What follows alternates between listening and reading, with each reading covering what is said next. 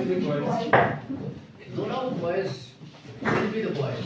But कल कहाँ गए तुम? कल आए हो तुम्हें? रास्ते में हैं?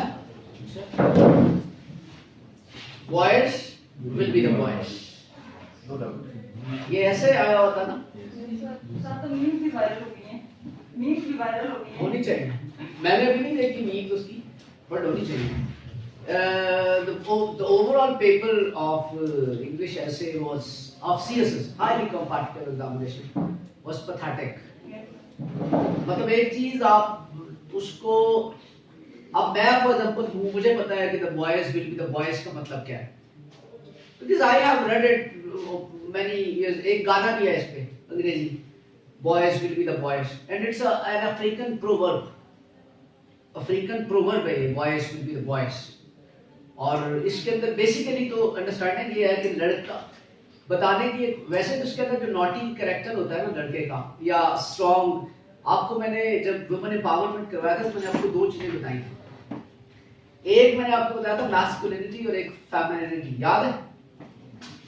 मैस्कुलिनिटी, और वो जो मैस्कुलिनिटी है ना वो दरअसल boys will be the boys है। जो आपके फिजिकल ट्रेड्स हैं वो दरअसल boys will be the boys, ठीक है? उसको डिटरमाइन, और इसको मैं आपको एक चीज बताऊं, it is actually a stereotype of statement, लेकिन इसका बहुत सारा मटेरियल जो है वो आपको वुमेन एम्पावरमेंट से मिलता है।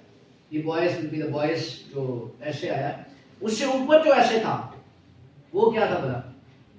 कि जो बच्चों की नर्चरिंग की जाए, जब बच्चा, जो छोटे छोटे बच्चे होते हैं उनकी जो नर्चरिंग है चाइल्डहुड में वो इक्वल बेसिस पे की जाए। Both parents should assume equal responsibility in raising a child. हाँ, अब ये देखें इसके अंदर क्या चीज है, this is again about the woman concept दोनों के अंदर। उसमें वुमन को under privileged boys will be the boys, boys is, अब मैंने आपको कहा ना that is an African proverb, तो बॉयज स्टीरियोटाइप करके उसकी जो मैस्कुलिनिटी है उसको आपने रिफ्लेक्ट किया, उस ऐसे के अंदर उसने रिफ्लेक्ट किया, जबकि ऊपर वाले ऐसे के अंदर जो है वो फिर वुमन एम्पावरमेंट का जो है वो आ गया कि वुमन की एम्पावरमेंट जो है वो इसी सूरत में हो सकती है कि अगर उनकी पेरेंट्स उनकी इक्वल रिस्पांसिबिलिटी है कि उनकी जो परवरिश है वो करें, ठीक है? ये दो टॉपिक वुमन एम्पावरमेंट से एसोसिएटेड है।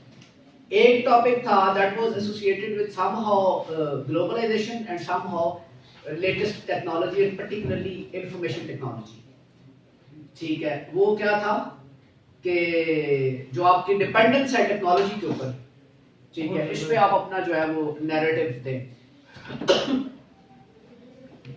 वन बाय वन मुझे बताया जरा, because it's very important for you as well to understand how the essays can be, मतलब आपको पता होना चाहिए कि इस एसे के अंदर आपने लिखना क्या है। जब एक स्टूडेंट को ये ही नहीं पता, उसको आती है अंग्रेजी, उसको मज़ामीन भी आते हैं, but he doesn't know what is actually what the examiner is asking in this एसे, तो वो बड़ी इंपॉर्टेंट चीज है। सर पहला एसे क्या था?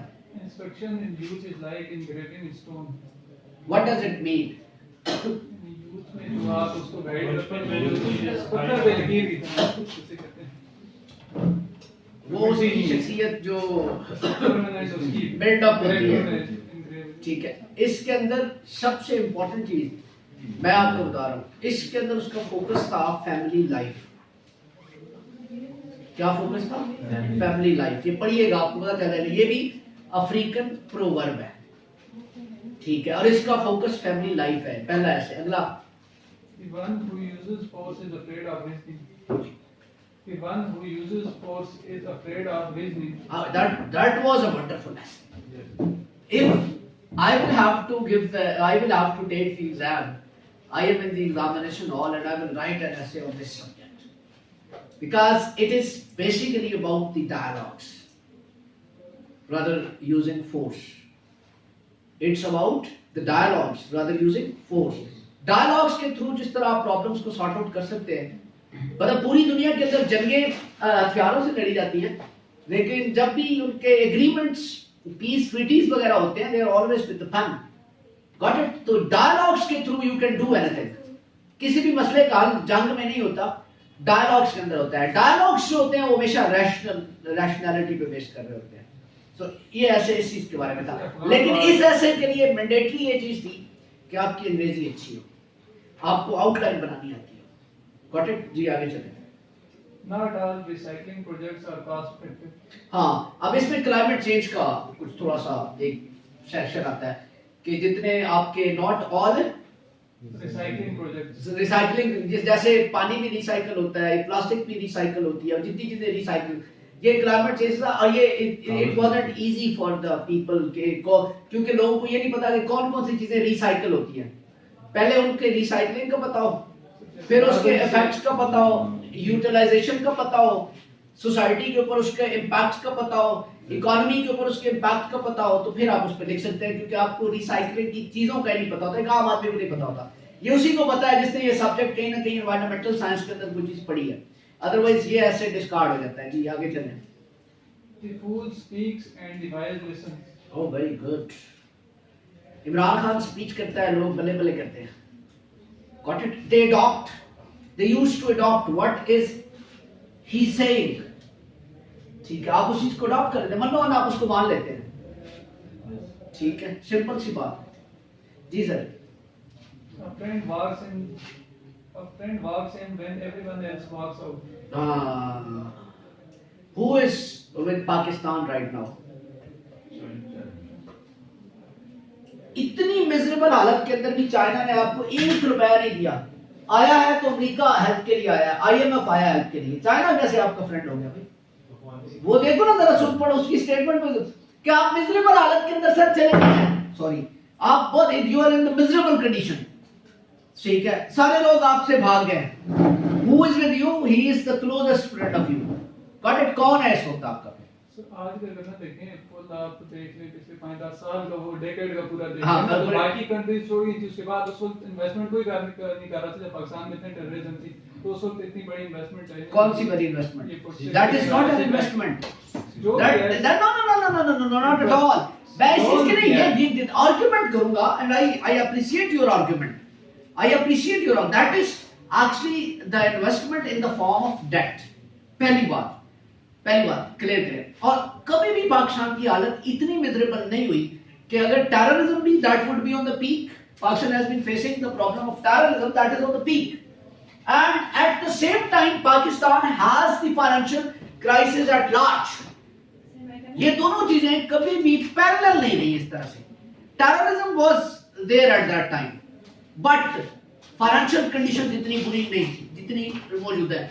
मौजूदा सूरत हाल के अंदर आपके पास जेब में फूटी कौड़ी नहीं है। आपके जो रिजर्व्स हैं वो 3 बिलियन यूएस डॉलर में पहुंचे हैं। ठीक है, and you are looking at the world कि कोई आपकी इमदाद करे। ठीक है, तो उस सूरत हाल के अंदर आपके पास कौन आता है? ठीक है, वो सूरत हाल के अंदर जो अब IMF आता है, वो भी आपको कर्जा देने आ रहा है, वो आपको बचाने आ रहा है कि तुम अभी बचे रहो क्योंकि तुम एक एटॉमिक पावर हो। एनीवेज, जनरली आप इसको मुख्तलिफ डायमेंशंस में डिस्कस करेंगे। जी अगला ऐसे।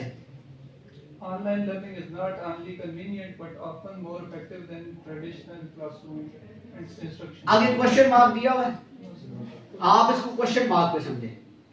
ये it's all about the online education. So online education is more convenient than the traditional education. Classroom जो होता है ना, हमेशा याद रखिएगा, जो इसका इन्फ्लुएंस है ना, जब तक ये एजुकेशन सिस्टम है इसका आप कभी खत्म नहीं कर सकते। You need an environment to learn. Got it? You need an environment to learn. उसके बगैर आपकी लर्निंग मुमकिन नहीं है। आप अकेले घर बैठ के, अगर ये ऑनलाइन एजुकेशन इतनी ही इफेक्टिव हो तो लोगों को एकेडमीज और इंस्टीट्यूशंस में जाने की किसी को कोई जरूरत ना पड़े। यूट्यूब के ऊपर हर चीज के ऊपर आपको लेक्चर्स मिल जाते हैं। ठीक है, लेकिन आप क्यों जाते हैं? क्योंकि आपको एक एनवायरनमेंट मिलता है, अ लिटिल बिट कंपटीशन मिलता है, राइट डायरेक्शन मिलती है। ठीक है, सो इस क्वेश्चन के ऊपर जो है ये डिबेटेबल है, इट्स एन आर्गुमेंटेटिव ऐसे। Got it? सर आगे चलें। To encourage healthy eating, higher taxes should be imposed on soft drinks and junk food. अब दैट इज वेरी इंटरेस्टिंग। कल हमने जंक फूड की बात की थी।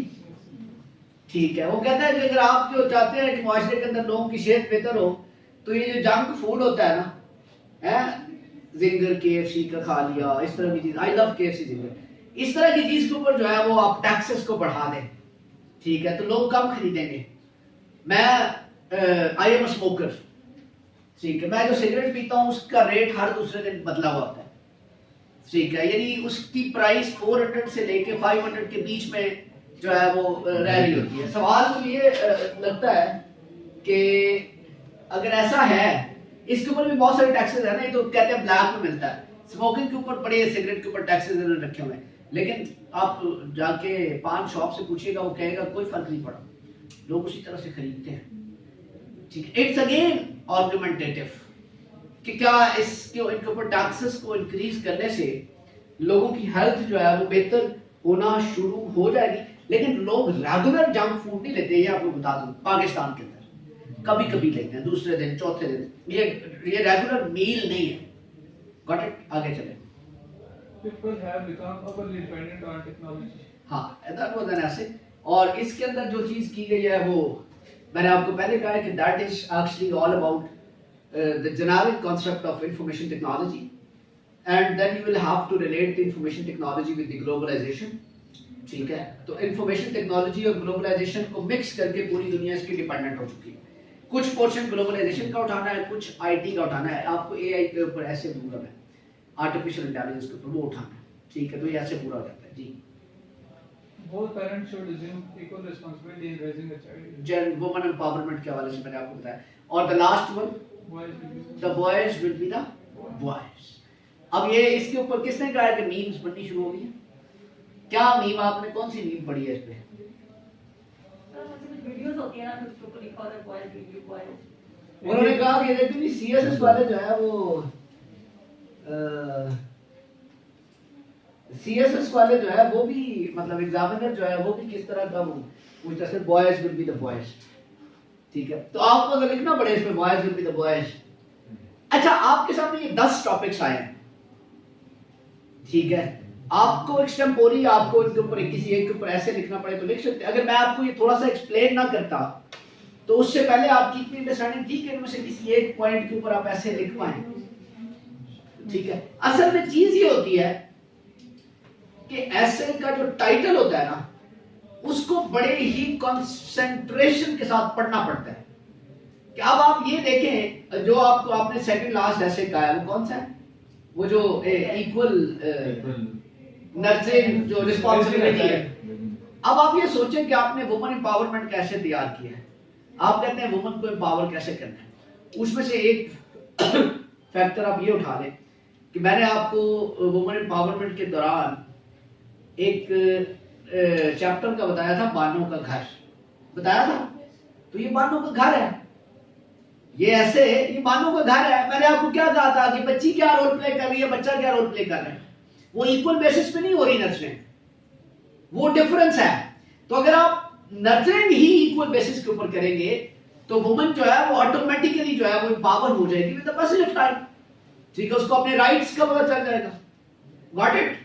तो ये अंडरस्टैंडिंग होती है, आपने टॉपिक को बड़ा ही डीपली समझना होता है। अब ये सारी फ्रेज, इसमें से 2-3 प्रोवर्ब्स हैं, अफ्रीकन प्रोवर्ब्स, उसने और प्रोवर्ब्स भी उठाई है अफ्रीकन, वो पहले वाली वो इंस्ट्रक्शंस इन यूथ, ठीक है, the boys will be the boys, ये भी अफ्रीकन प्रोवर्ब है। इस पे फिर अंग्रेजी गाना है, वो जाके घर सुनिएगा, the boys will be the boys, ठीक है। Anyways paper was pathetic, but जिन लोगों को समझ आती है उनके लिए ये इंटरेस्टिंग था।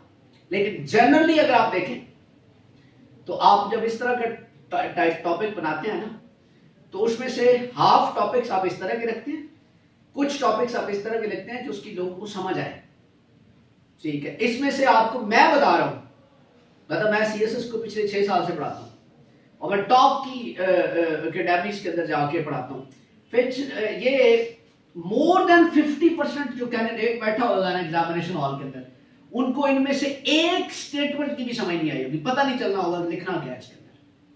खुद देख लें, फैमिली लाइफ पे लिखने का मतलब आप देखें, पहले वाला वो फैमिली लाइफ के ऊपर है, बॉयज वाला मैस्कुलिनिटी के ऊपर है, ठीक है, उससे ऊपर वाला वुमेन एम्पावरमेंट के साथ रिलेटेड है। हाँ, एक की समझ आई होगी कि टेक्नोलॉजी के ऊपर कैसे, लेकिन टेक्नोलॉजी, मुझे 2-3 लोगों ने पूछा मुझसे पेपर के बाद टेक्नोलॉजी के हवाले से। तो मैंने उन्हें कहा कि उसमें ग्लोबलाइजेशन को डिस्कस किया नहीं, वो भूल गया हूँ, फायदे और नुकसान लिखे हैं। मैंने फायदे और नुकसान को जब तक ग्लोबलाइजेशन के कॉन्टेक्स्ट में डिस्कस नहीं करोगे, भाई आईटी का अगर टेक्नोलॉजी का फायदा ग्लोबलाइजेशन के पर्सपेक्टिव में देखो ना, तो उसमें ग्लोबलाइजेशन की बहुत सारी चीजें आपको जो है ना वो इनकॉर्पोरेट करनी पड़ेगी। समझ आइए बात, ये अंडरस्टैंडिंग है सिर्फ एक चीज को समझने के लिए। लेकिन मोर देन 50% मैंने आपको कहा है कि उनको नहीं, और 98% कैंडिडेट्स ने यही ऐसे अटेम्प्ट करना है। पर कौन सा?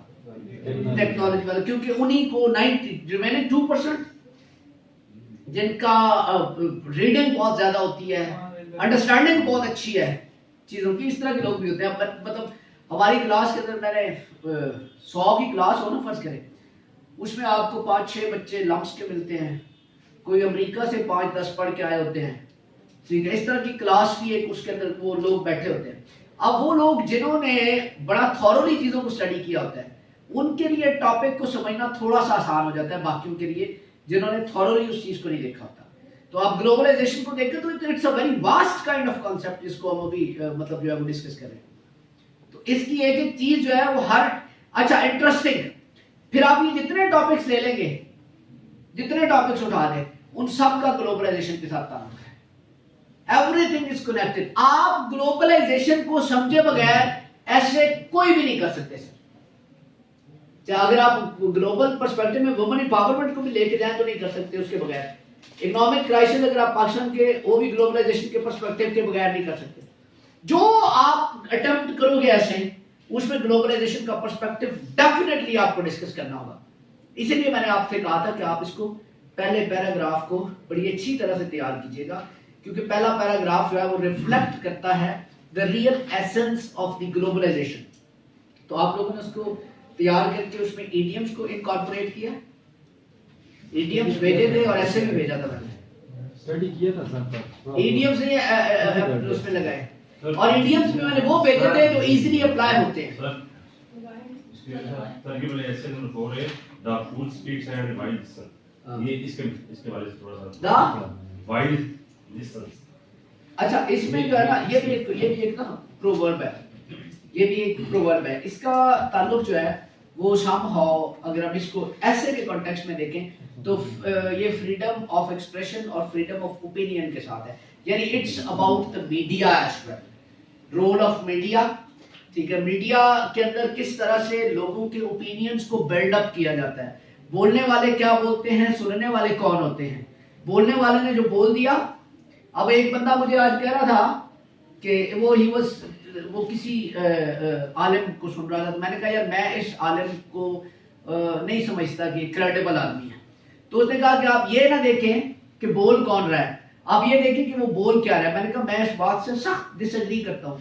दुनिया का बड़ा सा बड़ा फलसफी ये कहे ना कि आप ये ना देखें कि बोल क्या रहा है, आप ये ना देखें कौन बोल रहा है, ये देखें बोल क्या रहा है। तो उसकी क्रेडिबिलिटी का सवाल है। एक बंदा झूठ ही बोलता है, ठीक है, तो उसने वो एक दफा सच बोल रहा है, तो आप ये गौर करें वो सच बोल रहा है, आपको सच लगेगा ही, गॉट इट ना। तो जिस तरह से इंफॉर्मेशन का फ्लो है, ठीक है, आपके सामने मुख्तलिफ सोर्सेज के थ्रू बल्क में इंफॉर्मेशन जो है वो मौजूद है, ठीक है। तो जी सर, ऐसे सर आपने दिया था ना कि मैंने रीड आउट किया, कुछ लाइंस की आती है समझ, तो फिर कुछ ऐसी लाइंस आती हैं कि पीछे वाला जो फॉलो अप है वो आपको सारा आपने पढ़ा है? जी सर, यहाँ तक आपने बताया था। तो सर ये आपने हमें सेंड किया मोबाइल में ना, तो हम ओपन करते हैं कि जो पेरा है तो उसको आप अपनी वर्डिंग में बता दें ताकि हम हाँ बिल्कुल उसको भी बताएंगे ना। इस तरह ये होगा कि 30 मिनट में या 45 मिनट में एक ऐसे भी कंप्लीट हो सकता है। मैं अभी इस आप लोगों का जो ऐसे होता है ना, चूंकि वो होता है 1000-1500 वर्ड के ऊपर आपने लिखना होता है, तो इसकी मुख्तलिफ डायमेंशंस को आप थोड़ा थोड़ा डिस्कस करेंगे ताकि आपका ऐसे जो है वो ये कंप्लीट हो जाए। जी वापस आते हैं। पहला पैराग्राफ तो आपको समझ आएगी, समझ आई है? कितने लोगों ने इसके अंदर इडियम्स को इनकॉर्पोरेट किया हुआ? इडियम सारे फिट आ गए थे? एक नहीं आया फिट? एक ही है, तो वो आप चेक करेंगे तो पता चलेगा। नहीं, आप लोगों ने फिट किया ना अपनी तरफ से, ठीक हो गया। मैं डेफिनेटली अभी देखता हूँ कि आपने किस तरह से उसको फिट किया। जी इसका जरा निकालें। आप लोगों ने प्रिंट किया हुआ? लोगों ने आउटलाइंस पढ़ी थी? अब ये आउटलाइन मुझे पढ़ने के बाद आप ये बताएं कि इसके बाद ऐसे के अंदर कुछ बचता है आप लोगों के हिसाब से। तो ये आउटलाइन सी अगर आप पूरी लिख रहे हैं प्रॉपर फॉर्मेट के अंदर तो आपका ये ऐसे जो आपका पीएससी की रिक्वायरमेंट है वो ये पूरी कर देता है। जी बेटा आप कुछ कह रहे हो? जी सब आउटलाइंस की बहुत ज्यादा है सर, इसी तरह से तैयार कर नहीं आप उसको थोड़ा सा कम कर लेंगे ना आप उसको ये इतना तैयार होता भी नहीं आपसे तैयार नहीं होना वो आप जो ना ये बेसिकली ना मेरी बात सुनो इधर देखो बेटा ये जो इतना स्टफ होता है ना इसमें से बहुत सारी इंफॉर्मेशन ऐसी होती है जो आप डिस्कार्ड करते जाएं। वो इंफॉर्मेशन जो जल्दी मेमोराइज हो जाए ना उसको याद रखते जाएं। जो इंफॉर्मेशन इसका इतना मटेरियल इतना बेस्ट कट करके भी दे सकता हूँ आपको कि यार ये इतना सा है इसको आप कर लो ठीक है। जब आप उसमें से आप अपनी जो आपको इंफॉर्मेशन समझ आ रही है ना उसको पिन पॉइंट करते जाओ कि मैंने यही याद रखी है बाकी को डिस्कार्ड करते जाओ ठीक है। क्योंकि जिसकी आपको समझ नहीं आ रही होगी ना वो समझ लें कि बहुत इंपॉर्टेंट नहीं है। इस तरह आप किसी भी सब्जेक्ट की तैयारी करते हैं तो जहां पे आप फंस जाए उसको ब्रेक लगा दें उसे कहें कि आगे चले मूव ऑन पढ़े ना जी। पैराग्राफ नंबर 2 इसको हम डिस्कस करते हैं। पैराग्राफ नंबर 2 डिस्कस करना है जी। बेटा आप पढ़ें सर ये कॉन्ट्रैक्टर भाई मेरी एक पेंट का बिजनेस है ठीक है। तो ये कॉन्ट्रैक्टर है पेंट कहाँ से लेते हो? सर अभी तक जो 2-3 प्रोजेक्ट है अभी ग्रे स्ट्रक्चर पर। अच्छा अभी कौन सा पेंट की जरूरत ही नहीं है बस पीएससी नहीं कर सकता जी। बेटा पढ़े सेकंड पैराग्राफ जिसके पास प्रिंटेड फॉर्म है वो पढ़े। आप पढ़े जी आप पढ़े आदिल आप पढ़े। हाँ Globalization is not new for दो For thousands of years, people and later corporations have been buying from and selling to each other in lands at great distances, such as through the famed Silk Road across Central Asia that connected China and Europe during the Middle Ages. जी चलते जाएं। Likewise, for centuries, people and corporations have invested in enterprises in other countries. In fact, many of the features of the current wave of globalization are similar to those prevailing before the outbreak of the First World War in 1914. But policy and technological development of the past few decades have बेटा इसको decade पढ़ते थे decades have spurred हाँ increases in cross-border trade, investment and migration so large that many observers believe the world has entered a qualitatively new phase in its economic development. Since 1950, for example, the volume of world trade has increased by 20 times, and from just 1997 to 1999, flows of foreign investment nearly doubled from $468 billion to $827 billion. Distinguishing this current wave of globalization from earlier ones, author Thomas Friedman has said that today globalization is farther, faster, cheaper and deeper.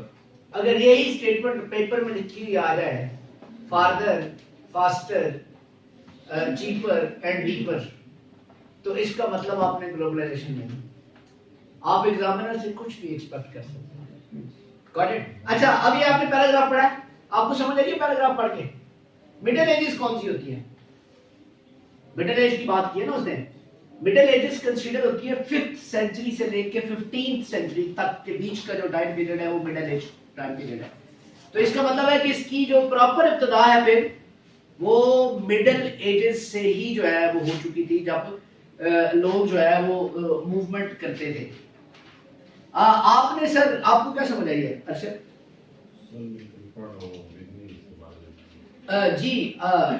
Ji Vikas Kiran sir इसमें ये बताया कि globalisation is not a new process.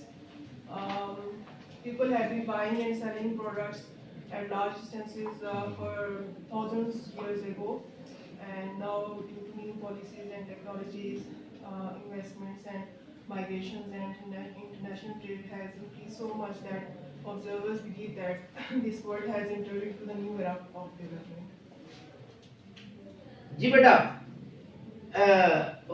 आप बताएं बेटा. Your good name is Farah. Farad. Farah. I confused. Arshad and Rashid. ये तो मुझे ए से याद है. जी बेटा, फराह. थोड़ा सा अंग्रेजी के अंदर में बताएगा तो मुझे थोड़ा अच्छा लगेगा. Thousands of years, peoples and better corporations buying and selling each lands at a great distance पे और फिर कह रहे कि जो line. There is a reference of the Silk Road. ये मैंने आपको बड़ा पहले शुरू में कहीं बता दिया था कि ये सिल्क रोड को और ये सीपैक को आप इजी न लें. ये आप ये लगता है ना आपको कि न्यू प्रोजेक्ट है. It's new, not the new project. It's 2000 years back. तो अब आप देख रहे हैं कि ये ऑलमोस्ट 2000 इयर्स ही बनते हैं. फिर अगर आप इसको कैलकुलेट करके लेके आए तो ये ऑलमोस्ट 2000 इयर्स ही बनते हैं. जी उसके बाद जो सिल्क रोड है अक्रॉस सेंट्रल एशिया को कनेक्टेड करती है चाइना और यूरोप को ड्यूरिंग द मिडल एजेस. और उसके बाद है कि 1950 से जो वॉल्यूम ऑफ वर्ल्ड ट्रेड है वो इंक्रीज हुआ 20 टाइम. और अगर 1999 टू 1997 टू 1999 में देखें तो $468 मिलियन से इंक्रीमेंट हुए 827 बिलियन, यानी कि 20% वॉल्यूम जो है वो इन्वेस्टमेंट का इंक्रीज हुआ. और जो उसके बाद जी everybody is clear about this. ये पैराग्राफ पढ़ने के बाद आपको इसमें कंफ्यूजन लग रही है? It's a little bit about history of the globalization. It's a little bit history of the globalization. So you must know. ऐसे आपको फिंगर टिप्स में हिस्ट्री होनी चाहिए ना. ठीक है कि ये वर्ल्ड वॉर 1 के बाद क्या सूरत हाल थी, 2 के बाद क्या सूरत हाल थी. सिल्क रोड जब बना मिडिल एजेस की बात वो कर रहा है कि वहां से ये चल रहा है. और अगर आप मौजूदा वेव्स के अंदर आके देखें और पिछले सालों के साथ कंपैरिजन करें तो बहुत ज्यादा डिफरेंस आया है. और उस डिफरेंस के अंदर सबसे बड़ा किरदार जो है ग्लोबलाइजेशन के अंदर, that is the use of the information technology. Got it? तुम्हें समझ आ रही है? उमर नाम है तुम्हारा? जी अच्छा. अगला पैराग्राफ ये सिविल इंजीनियर पढ़ेगा. जी बेटा, आपका नाम क्या बोला? हमजा. हमजा. 2 हमजे हो गए. Globalization is deeply controversial. However, proponents of globalization argue that it allows poor countries and their citizens to develop economically and raise their standards of living, while opponents of globalization claim that the creation of an unfettered international free market has benefited multinational corporations in the Western world at the expense of local enterprises, local cultures, and common people. Resistance to globalization has therefore taken shape both at a popular and a governmental level, as people and governments try to manage the flow of capital, labor, goods, and ideas that constitute the current wave of globalization. Ji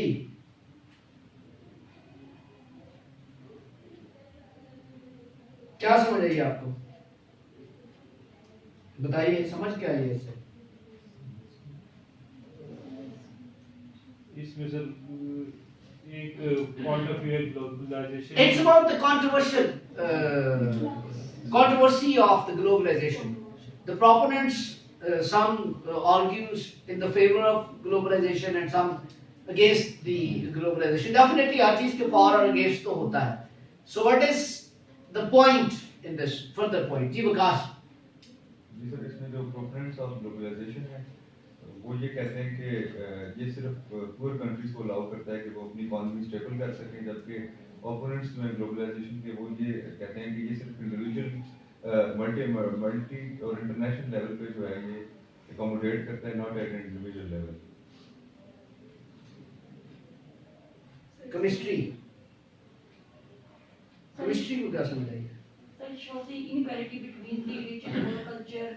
It says that at the expense of Western civilization, at the expense of local people and local government and their local culture, the Western civilization has been getting maximum benefit, unlike the other poor countries. तुम इफ्तिखार इसको एक दफा फिर पढ़ो. Last sentence you did. इसको एक दफा फिर पढ़ो.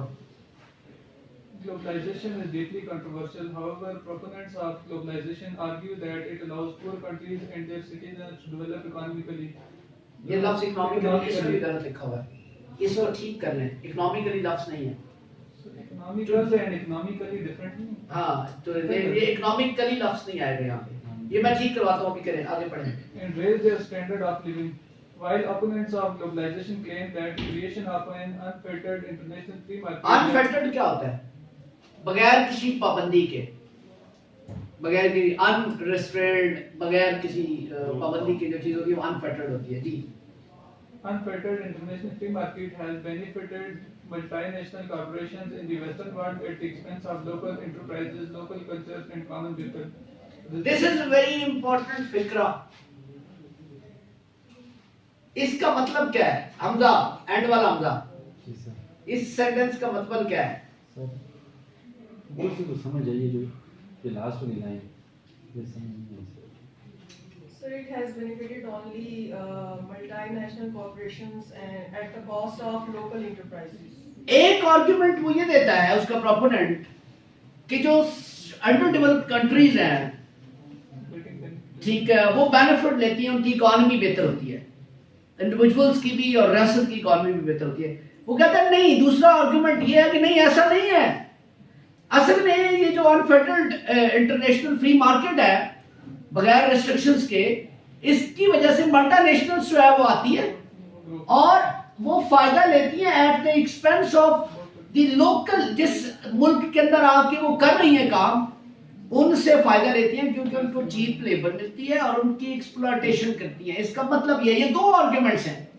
पहला आर्गुमेंट क्या देता है वो कि जिस ग्लोबलाइजेशन से अंडर डेवलप्ड या डेवलपिंग कंट्रीज जो है उनकी इकोनॉमी बेहतर होती है।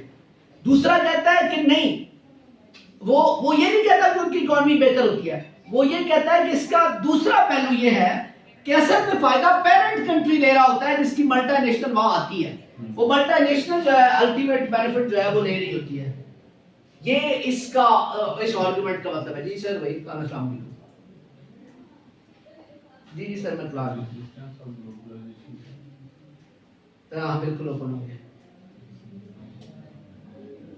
पक्की बात है, भतीजी है, करवा दूंगा मैं अभी। हाँ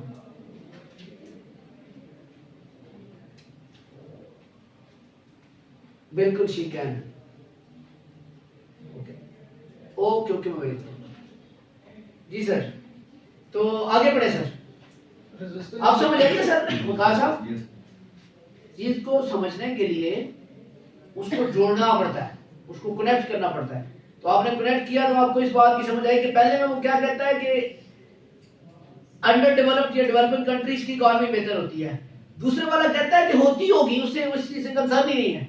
दूसरा कहता है कि असल फायदा, जो मेन फायदा है वो ले रहा है जिसकी मल्टीनेशनल है और at the expense of the local organisations and local culture and और लोकल जो लोग होते हैं उनके ऊपर, उनकी वजह से। Got it?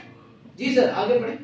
Resistance to globalization has therefore taken shape both at a popular and at a governmental level, as people and governments try to manage the flow of capital, labor, goods, and ideas that constitute the current wave of globalization. Resistance of globalization has therefore taken shape both at a popular and a government level, as people and governments try to manage the flow of